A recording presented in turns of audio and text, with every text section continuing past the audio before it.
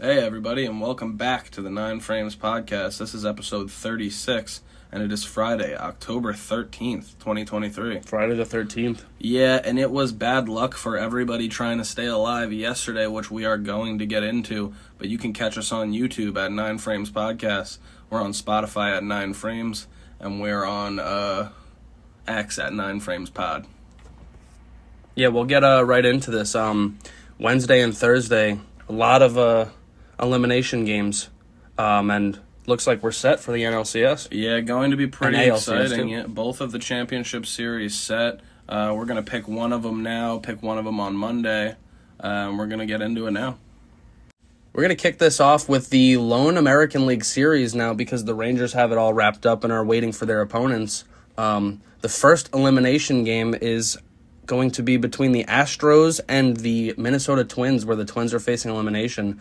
They picked up a big win in Houston in Game 2, but we thought that maybe they'd ride a little bit of momentum into the two home games, but they really haven't. It's kind of been all Astros. Definitely. Astros are a good home ball club, and it's a good road ball club, excuse me. Yeah, They've been really phenomenal on the road this season. Way better on the road than at home this year, actually. I'm pretty sure they were under 500 at home this year, which is pretty impressive. Yeah, definitely crazy for them. Not something that they usually have to deal with, but no, the Twins have a pretty electric atmosphere for the playoffs, but it didn't seem to faze the Astros players at all. Yeah, so the Astros are looking to set up a date with their rival Texas Rangers in the American League Championship Series, which would be an absolute bloodbath, I think. Definitely. Dusty was talking about how well these teams know each other, so they're looking ahead.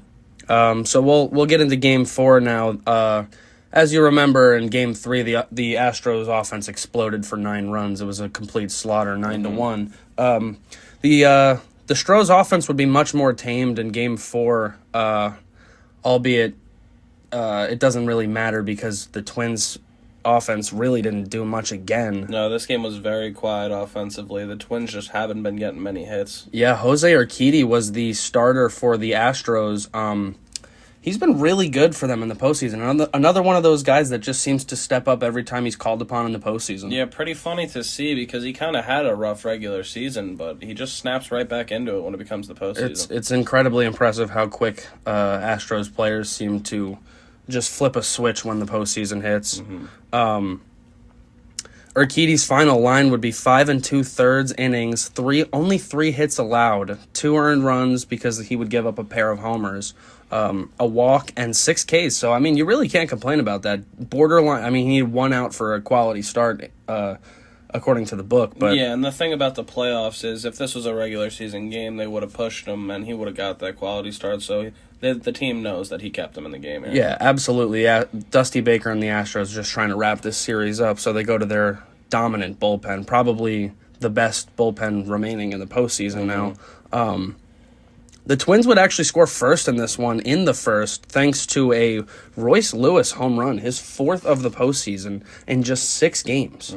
For the rookie who was injured down the stretch, man, they didn't even know if he would play with the hamstring injury, and he's just been he's been going. Yeah, impressive stuff. He even slotted back in at his position at third base, so he was full back to 100%. Yeah, the hamstring was healed for Royce, and the bat was still swinging.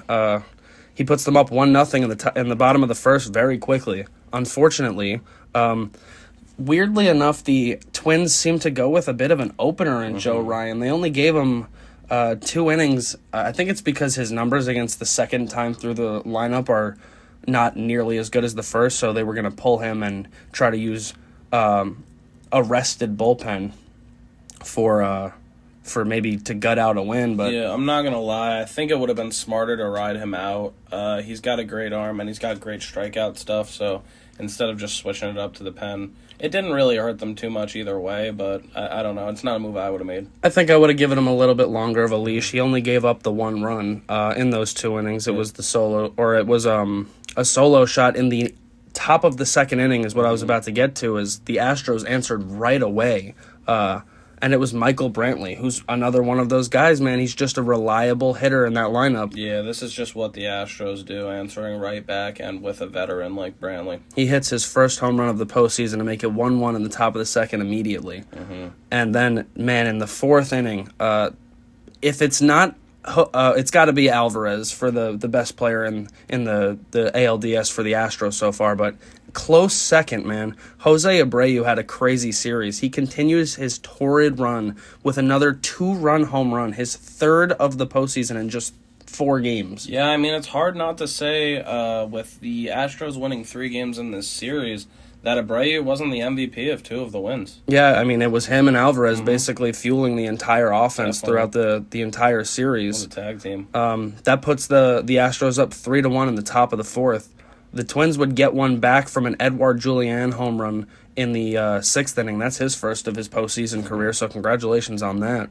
To make it 3-2, but the Stros pen would just lock it down from there because you know what they do. Neris, Presley, and the whole gang down there. Abreu is just absolutely filthy. Hasn't given up a run since early July, August, something like that. Yeah. I mean, the guy is one of the best relievers. I don't know how anybody hits that guy. Genuinely. Insane stuff. The Twins try to fight here, but there isn't much of a punch. They only end up getting 3 hits in the whole game. Yeah, so Presley comes in and shuts it down. They were showing Ryan Presley's postseason numbers, man. I think that's his 17th game, and he has not given up a run. So there you go. That's the 3rd person now that we're saying just absolutely turns it on when it gets to October, even if he has a little bit of a bumpy end of the year like he did. Just in this game alone, we're saying this. Yep. I mean, forget about Abreu, who had a pretty low OPS and average. I mean, he's just completely destroying the ball He's right really now. a producer. So the Astros and Presley lock it up and are going to their 7th consecutive American League Championship Series, man. That's absolutely insane to think about. Congratulations to the Astros. Very disappointing end for the Twins. They made it further than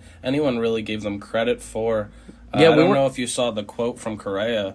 He said, just remember how it feels to have gotten this far and have only gotten this far. Like, we got to come back and be better next year so we get even further. Yeah, he said show up ready to spring training. Just be ready to go from game number 1. He's really turned into a great leader in that Minnesota clubhouse. You could really see how he has developed into a veteran and a leader of that team. It's really cool to see because that team really needed somebody like that. I think that's his team now, yeah.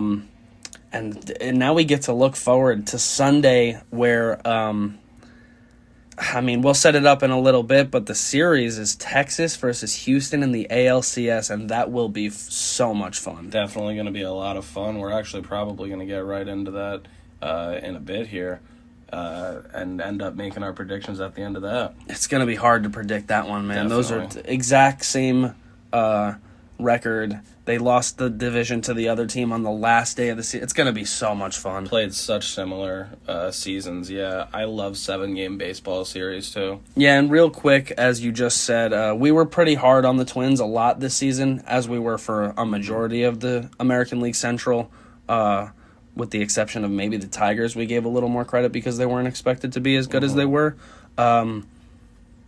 Minnesota really had a great year at the end. Yeah, they kind of limped into the postseason, I would say, but once they got there, man, this is a team of fighters, and they put their best out there. Just getting in there and being able to break that the postseason win streak, and then to go a step further and break the series win streak. Take game 1 from Houston, had them sweating a bit, and unfortunately they do drop 3 in a row there. Couple of horrible losing streaks in the rearview mirror for the Twins.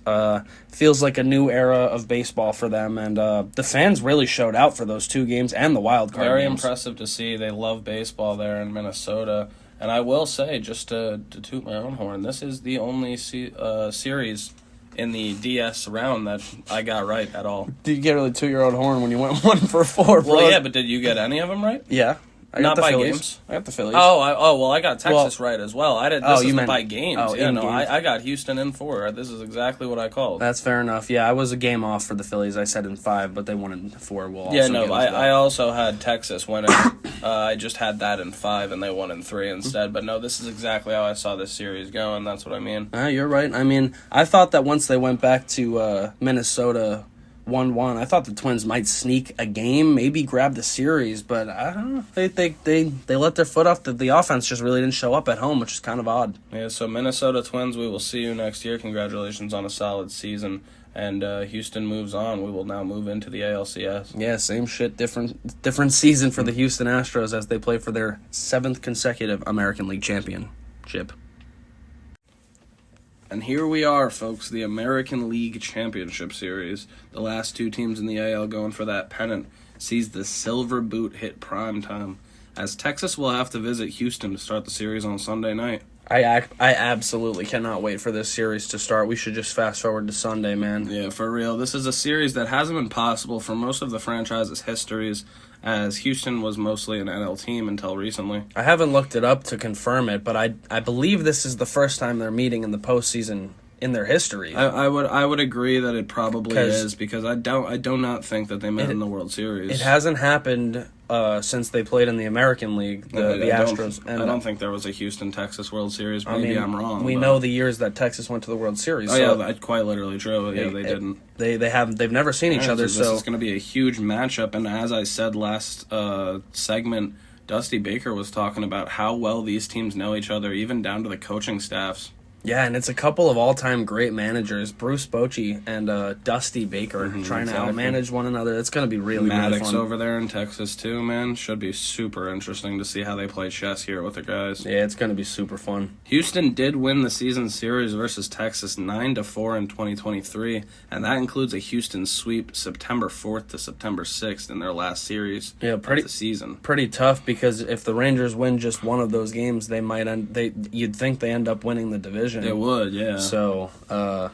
They had to go 5-8 against them, and they were unable to do so. That being said, the postseason is a completely different beast. A lot of the teams that lost the season series, including the Astros, to the Twins. Yeah. The Astros lost the season series to the Twins, and they won that series pretty handily. Look at the D-backs. Yeah, we're going to get into that in a little bit, but that's another one. And then Phillies and Braves are pretty much even, so whatever.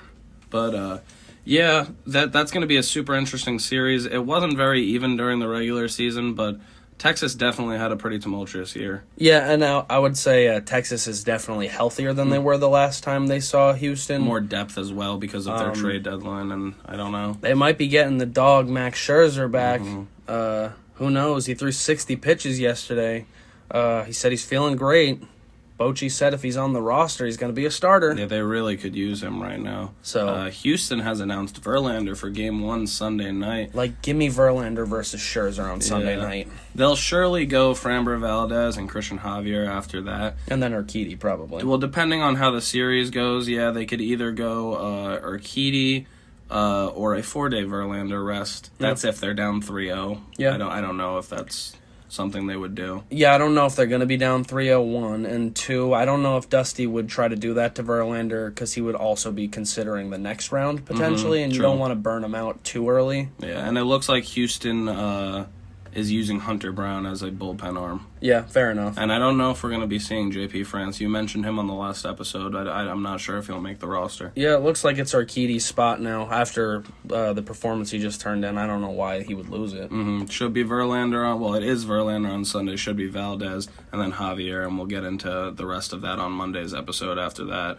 No starters announced for Texas right now, but as we said, if Max can return, and it does sound optimistic, we have the opportunity for Verlander versus Scherzer Sunday night. I think that's probably the reason they haven't announced anything yet, is because they're waiting to see if Scherzer's availability is there or not. I'm sure he's throwing every day and seeing how that arm feels. Yeah, we were talking about it this morning. I think the rosters are probably due either Saturday night or Sunday morning for them. You would think. I would think probably Saturday night, because they're going to want it in before the next day. Yeah, the earliest I would say maybe Saturday morning. So Sunday morning, yeah. No, Saturday. Earliest. Yeah, that's true. Maybe they'll tell them they need it by tomorrow morning. I doubt it, because, for the MLB's sake, we want to see Scherzer on the mound. Verlander versus Scherzer would be a great matchup. I'm wondering, though, if he's coming off an injury, do you just give him Game 1 for sure? You gotta. If he's coming off the injury, you would assume that he's healthy enough to go. Right. You don't put him on the roster if he's not healthy enough to go. Could be Game 2 or 3, though. I guess, yeah. I guess. They might end up doing something like that, because their starters have been great. If everyone's going to be rested, why not just send Eovaldi Game 1? Yeah, exactly. It's all TBDs right now. We know that they have the 1-2 pairing, or what has been the 1-2 pairing of Jordan Montgomery and Nathan Eovaldi. So if Scherzer goes Game 1, they'll be splitting 2 and 3, and if he doesn't, they'll be splitting 1 and 2. Yeah, and I think John Gray's supposed to be coming back as well. So we could see John Gray in there, and then there is also the combination of Heaney and Dunning that they used Last time they went with Heaney and brought Dunning out of the pen. They could do the opposite this time. They might both just go to the pen now that Gray's back. Yeah, they could. They have a lot of depth. It's pretty crazy. Texas has Houston beat on starting pitching depth, and Houston is not shy of depth themselves. I mean, it's going to help them in general because now you got a lefty and Heaney and a righty and Dunning that can give you length out of the bullpen if somebody starts to struggle. I mean, they got a lot of options in Texas now. It's most definitely a great time for guys to start coming back. And it's going to be such a fun series. The only thing that I keep thinking about that's really upsetting is I just wish Jacob deGrom was going. Yeah, I know. That would be so much fun, and I would feel a lot better about Texas's chances, too. I can't wait till he pitches again, man. I know I speak for a lot of Rangers fans out there in general. That guy is really dominant when he pitches, and it would be a different feel if he was going game one. Definitely, yeah. The top of that rotation would be feared. But still, not to discredit Texas at all, man. They got as good of a shot as the Astros do for sure in this series. Definitely, which is what we are going to get into now. As we said, there's a lot of uncertainty on the day these guys are pitching, but we know which combination is pitching. So I wanted your thoughts, and I want your prediction, man. We got to make our official prediction here. I think you got to go first. I need to marinate a little bit here, and I want to hear what you got to say. Yeah, I'll go first. Like I said, I feel really great about Texas's depth, and I feel really great about their bats right now. I think they're very hungry, hungrier than Houston, actually, slightly. And so I go with Texas in 7. You're giving it a full seven game length. I give it a full 7, and I think it's going to be an exhausting series for these teams. It's tough to pick against Houston, but I feel like it would just be wrong for me, of all people, to pick against the Rangers, man. Like, I've loved this team for a long time. I want to see the Rangers win, but it's just, I don't know. It's really hard to pick for me. I was between Texas in 6 and Texas in 7, but I wanted to give Houston the benefit of the doubt of getting it to the very end. Houston's just so good. They just keep winning, man. I don't want to be biased here and just pick. I'm going to give the Astros the win in 7. I'm going to take Astros in 7. So we both got 7-game series. I got Texas, and you got Houston. You know what? Actually, no. Screw that. I'm taking Rangers in 7 too. Rangers in 7? Yeah, I'm taking Rangers. Right. I bet again. I picked against the Rangers both of the previous rounds. They haven't lost a game yet.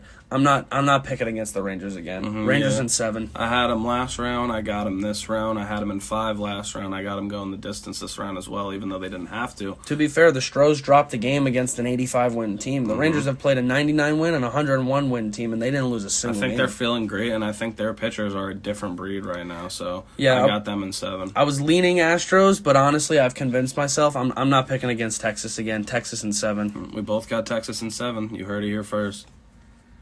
All right, we're going to swing it on back to the NL for the remainder of the National League Division Series. We're going to wrap those up pretty quickly.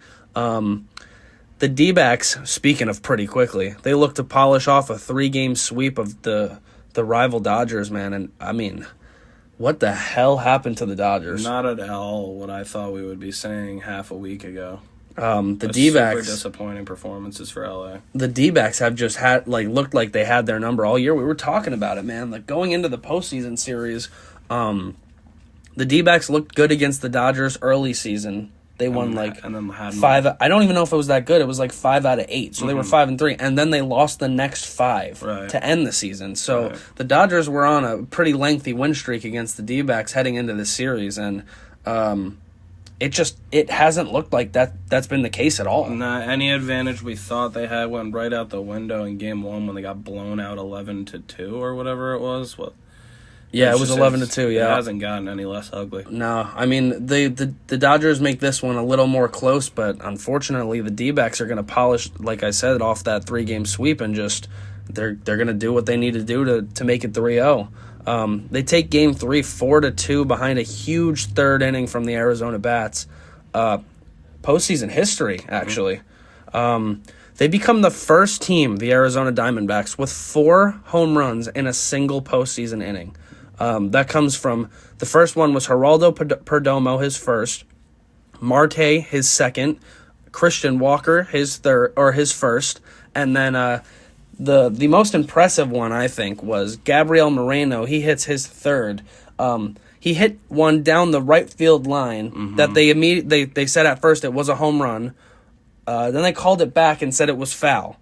He gets in the box again, and on the next pitch, he drives one to left center field, one of the deeper parts of the park. Just about, yeah, the deepest part. And he ends up hitting his third home run of the postseason out anyway. Yeah, this inning was pretty funny to watch. I mean, it was like impossible to watch without breaking into laughter because they just kept flying out of the ballpark. Yeah, I mean, 4 home runs in a single inning in the postseason it's literally never happened. Yeah, so it was Lance Lynn on the mound for that one, getting absolutely sauteed. As the Snakes are sweeping the Dodgers, they're making history at the same time. The Dodgers wouldn't even get on the board until the 7th inning, when they cut the deficit, the 4-0 deficit in half. It was RBI singles from Chris Taylor and Kike Hernandez. But that would be it because the Arizona Pen would just continue to do what they've done basically all postseason and just absolutely dominate. Yeah, no, it's quite literally all postseason. The team has just, at the back end of the bullpen, has been absolute nails. We got to remember here, man, Brandon Pfaadt started this game, and he actually looked really, really good. He got pulled a little bit early. I'm sure he's a little upset. He goes 4 1/3, only giving up 2 hits to the Dodgers. No runs, no walks, 2 Ks. It's funny, when we were setting up this matchup on Wednesday's episode, I said this one's probably going to be a pretty explosive offensive matchup, and it absolutely wasn't. Now, rookie Brandon Pfaadt went out there, and he shoved against the rivals. Like I said, they interviewed him afterward. He looked a little bit upset because he wants that postseason W. Mm-hmm. He needed 2 more outs, but they bring in Joe Mantiply, and he just continues to be a magician, man. He just gets out of everything. Yeah, ends up getting the win for this game. That's his 2nd win of the postseason. Ginkel, Sal Frank, Ryan Thompson. Thompson was the one who gave up the 2 runs, unfortunately, but after that, Sal Frank gives up nothing. Ginkel gives up nothing again. As we were saying, the Dodgers got super ganked. The Dodgers really got ganked out of the season. Yeah, and then Paul Sewald, with his 4th save of the year, absolutely locked down, still got a 0 ERA in the postseason. We love Paul Sewald over here. Yeah, he's been absolutely shut down since they got him from Seattle. And I still said that I've been saying since they made that trade, Seattle could have used that guy all the way down the stretch. Yeah, Lance Lynn, he was known for giving up a lot of home runs this year. I think he gave up 40 plus. I think the number was maybe 44 home runs. That's not what you want to see. He is responsible for postseason history. He gives up 4 solo shots. Yeah, Arizona only gets 4 in this game, and they are all off those solo shots in the same inning. And now is the part where we kind of just talk a little bit of shit here. I mean, what the hell, LA? The Dodgers get swept out of the playoffs after a 100-win season by a team that had 16 less wins than them. Really bad showing. What was it? 1 for 21 between Freeman and Betts. It was an infield base hit by Freeman, right? Yeah, it was 1 hit. Yeah, super disappointing. I mean, if the stars aren't going to show out, this is what's going to happen. Yeah, 1 hit between your top 2 players over the course of 3 games. You're never going to win many games like that, especially when the rest of the guys really didn't do much either.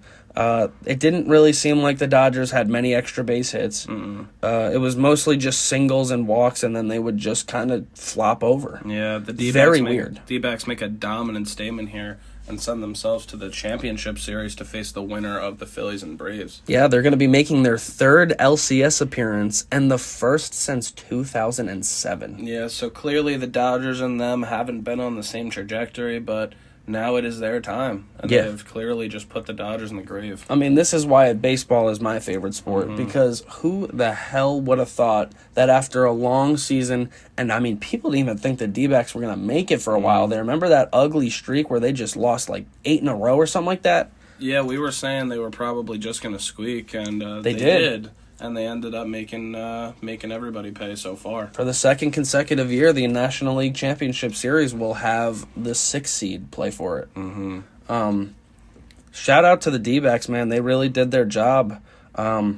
Real shame for the Dodgers. Another fantastic regular season. I think that basically up until 2017, they've had 2 seasons of less than 100 wins, with one of them being the COVID season. Right. And the other one, they went to the World Series, I think it was 2018, where they won like 95 games or something. Yeah, no. And they really just don't have much to show for it. They've been a really dominant regular season team for a long time now, and they've been having decent postseason runs lately, unable to really secure that championship besides the 2020 COVID season, whatever you think of that. Yeah, I mean, I've always said that I don't consider any of the things that happened in 2020 as like a part of like actual history. My thing is, it's a championship, but it clearly wasn't the same. Yeah, but do you know, I mean, dude, how many teams are, like the Pirates this year were in first place after 60 games, were they not? They would have been in the playoffs. Like that, yeah. They would have won their division almost. Yeah. I mean, 60 games is not even close to the full season. So no, you look at the awards that year too; they're all janky. It's because that's not baseball. Baseball's a marathon. And I think at this point, most Dodgers fans would say they don't really think it's as real as I mean, maybe it looks in the record book. They don't feel as satisfied with it. I mean, how could you? But hey, there's always next year, is the saying. The thing about the Dodgers is we can with full confidence say they'll be back. Yeah, I mean, they always are. So Dodgers, we see you next year, and Diamondbacks, congratulations. We have to see who you'll be playing. Yeah, we know. We'll get into it right now.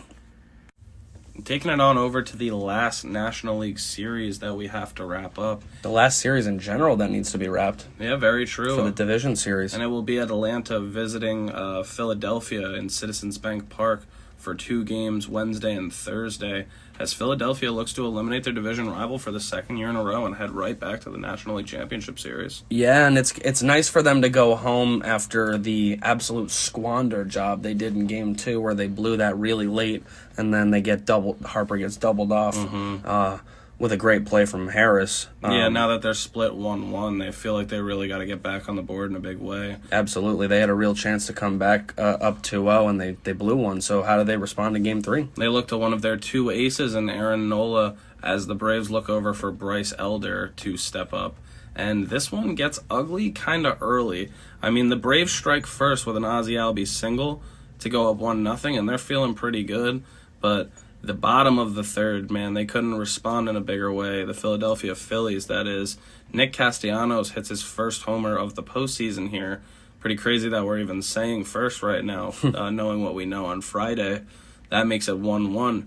And Bryce Harper with a mammoth shot on a breaking ball. 3-run. Yeah, to right field. That's a 3-run homer, scoring Brandon Marsh and Trey Turner to go up 4-1 over Atlanta.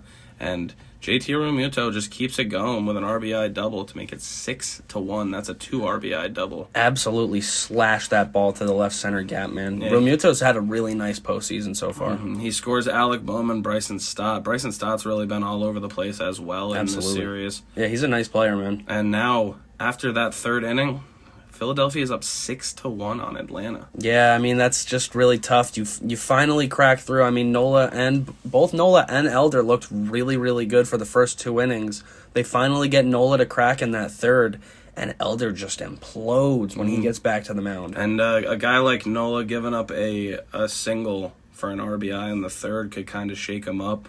But if his team gives him 6 runs back, he's going to get under control. And he did, man. You give Nola 6 runs of support, you're going to be in a little bit of trouble there. Yeah, he definitely got it back under control, and Philadelphia was not done. Speaking of not done, Bryce Harper with his 2nd homer of the year to deep center field. Or of the game, not the year. Oh, yeah, of the game, yeah. I don't know why I said that. That's his 3rd of the postseason, actually, and his 2nd of the game. This one's to deep center field, kind of a weird route by Michael Harris III. Not that he was going to catch it. It was close, but not that close. He stares Arcia down. I was going to say, yeah, the attaboy Harper shit talk. It's coming back to him because he stared him down. And Harper acknowledged it post-game that he did this completely on purpose. Gotta respect it. Yeah, why wouldn't you do it on purpose? I mean, the guy's talking shit after he makes a mistake in one game, and then the next game, Harper's going to respond. Arcia does end up getting an RBI single on the top of the 6th to make it 2-7. Philadelphia is up 5 runs now going into the middle innings. Yeah, I just wanted to, I mean, you're going to hear what Bill's about to say about the scoring, and then I'll get into it, so go ahead. All right, well, there isn't much scoring to talk about in terms of Atlanta, but in the bottom of the 6th, Trey Turner gets a solo home run, and in the bottom of the 8th, Nick Castellanos hits his 2nd homer of the game. So him and Harper, the two-headed snake, with a couple of homers each on a fly ball to center field. Yeah, we're going to keep our eye on Castellanos for that Game 4 as well. Yep, definitely. Brandon Marsh ends up hitting his first homer for a solo in the bottom of the 8th as well, and that'll do it for the scoring 10-2 massacre by the Philadelphia Phillies. What I was going to get into before you finished up there is the Phillies.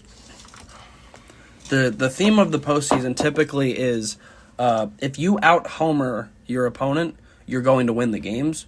And Philly took that one to heart in this game, and they hit 6 home runs. 6. Yeah, it's pretty wild, too, because the Braves did have 10 hits in this game, but they just couldn't get them in. And the Phillies, man, they were driving them in droves over the fence. I mean, the Braves only played 2 all game. Mm-hmm. That first Bryce Harper home run was for 3. Yeah, this is a dominant win for Philadelphia, and they're feeling great right now. They had 5 more home runs besides that one. So, I mean, the Phillies came out swinging in Game 3. Elder looked great early, and he's been praised a lot by a lot of people. They were saying that even Harper said that this guy's going to be good for them in the postseason because he just doesn't have a heartbeat. He very much did have a heartbeat on Wednesday, and the Phillies made sure that it was a really fast heartbeat. Definitely. Because they kind of put him in a lot of trouble, and he gave up 6 2 2/3. For a 20.25 postseason ERA. The win to Nola and the loss to Elder, Philadelphia fans were doing the chop after this one, and they were also chanting, "We want Strider," who they would end up getting. Yeah, so we'll move on to Game 4 now after Philly goes up. They take a 2-1 series lead after a dominant 10-1 or 10-2 win. That's absolutely how you want to respond after blowing a game late like they did in Game 2. Definitely. Philadelphia couldn't be feeling any better. The game that they lost, like you said, was a pretty weird loss. It was 2 very clutch homers by the Braves and then an insane play to end the game, so it's not your average baseball win. Yeah, it took the defensive play of the postseason so far, and then another great play from the infielder, too. In Austin Riley to snap that over to first and get Harper. Yeah, and we said on Wednesday's episode that this game on Thursday would probably be a pitching matchup that is a rematch of Game 1. It was that Spencer Strider versus Ranger Suarez again, and it is a lot like Game 1. This time, at least Atlanta gets a run. It's a silent game until the 4th inning, where Austin Riley hits a solo homer for his second of the postseason. Obviously, that massive 8th inning homer in Game 1. He hits one here, too. Braves players really taunting Philadelphia fans for what they did the day before, so they're letting them hear it. Yeah, and I just wanted to point out really quick, I think Ranger Suarez has been, last year he was huge in their run, and so far this year, I mean in this series, he's completely stifled the Braves for not 1, but now 2 games. Yeah, he's played his role out of 4. Perfectly well. Out of 4. I mean, we got to give Ranger Suarez as much credit as anybody on either of these teams in this series. Yeah, he's done exactly what he needed to do, and he's stepped up for his team for as many innings as they need him. Yeah, he's been really good, man. That solo homer is all that they would get off of Ranger Suarez as he goes 5 innings pitched, gives up 3 hits and only 1 run. He's now at a 104 in the postseason, as you said. Yeah, I mean, he doesn't give up a run in the first game, and he only gives up the solo shot in the second game, so shout out Ranger Suarez, man. He really did his job again, and he seems to be one of the biggest kryptonites for the Atlanta Braves over the past 2 seasons. Definitely. They just can't figure the man out. Yep. And the Philadelphia Bats respond off Strider by hitting a solo home run in all 3 of the next 3 innings.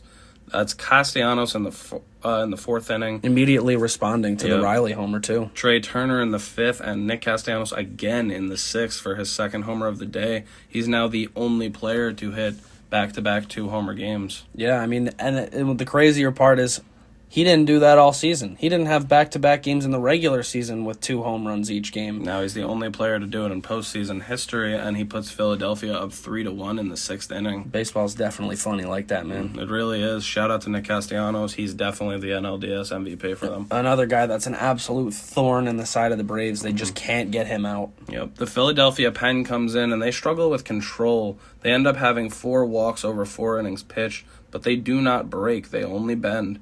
The combo of Sir Anthony Dominguez, Jose Alvarado, Craig Kimbrell, Gregory Soto, and Matt Strahm go 4 shutout innings pitched for a Philly 3-1 game win and a 2-1 series win. 3-1 game end series win. Yeah. For the second year in a row, the Atlanta Braves get bounced by the Philadelphia Phillies and their fans are still crying about getting a first-round bye. It's actually insane. Really insane to see that this could happen 2 years in a row, so similarly, too.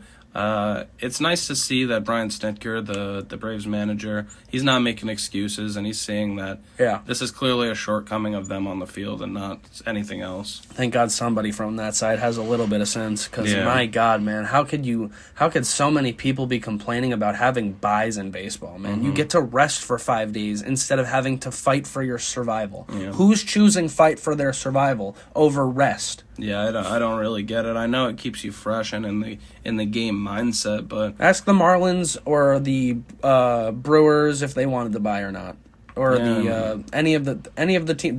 Ask the Rays if they wanted a first round bye instead of playing the Rangers. I mean, the funniest part about it is the one team that got the bye and moved forward was Houston. They never let it bother them. No, they actually said, Dusty said, we really desperately needed these days off at the end of the year, so thank God we got it. He said that before they started playing against Minnesota. And they take a 3-1 series. Again, I mean, they slip up and give up a game in the division series this year as opposed to not allowing a game last year. God forbid, but, I mean, the Astros never let it bother them when they have a break. They use the 5 days off to the best of their ability, and they go out there and they continue to win the baseball games, unlike the Braves and the Dodgers. Yeah, Philadelphia handles business here, and the Atlanta players really didn't handle this loss well. Acuna left the clubhouse early. You saw Arcia making fun of fans throughout the game. They're a club full of freaking big babies, man. I thought it was pretty unprofessional how they handled it. I try to keep it pretty unbiased on this podcast, but man, they were being pretty unprofessional. Dude, there's no other way to look at it. Their 5-hitter is literally known for beating women.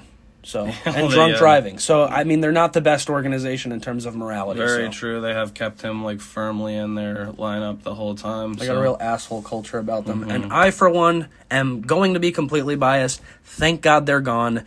Good riddance. Don't come back until next year. Goodbye. I certainly won't miss watching them play till next year, but we will see them again next year, and that core will be together. Yeah. So now we're gonna get to look into the National League Championship Series a little bit on the Monday episode.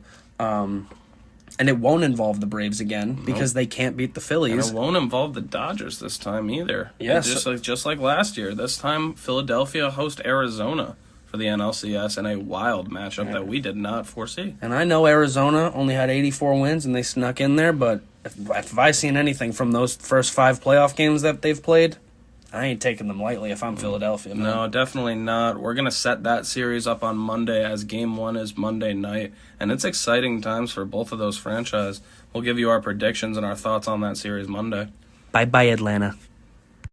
Thank you, as always, everybody who watched and listened wherever you did. This was episode 36 of the 9 Frames podcast, and this is Friday, October 13th, 2023. Spooky.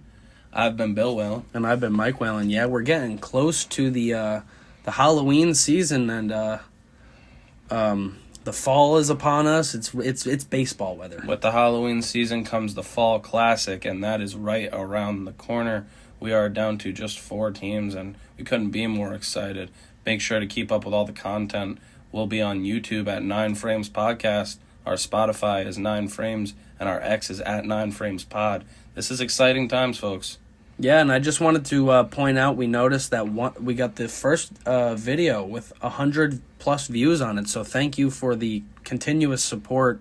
We really, really appreciate it. Definitely. Please like and subscribe. Press the bell icon to know when we go live. We definitely appreciate all the support, and we will update you on Monday. Enjoy your weekend. There's no baseball until Sunday night, but lock in on that game because it should be a doozy. Yeah, catch your breath until Sunday night and then strap up for Game 1 of the ALCS Sunday at 8:15. It's time.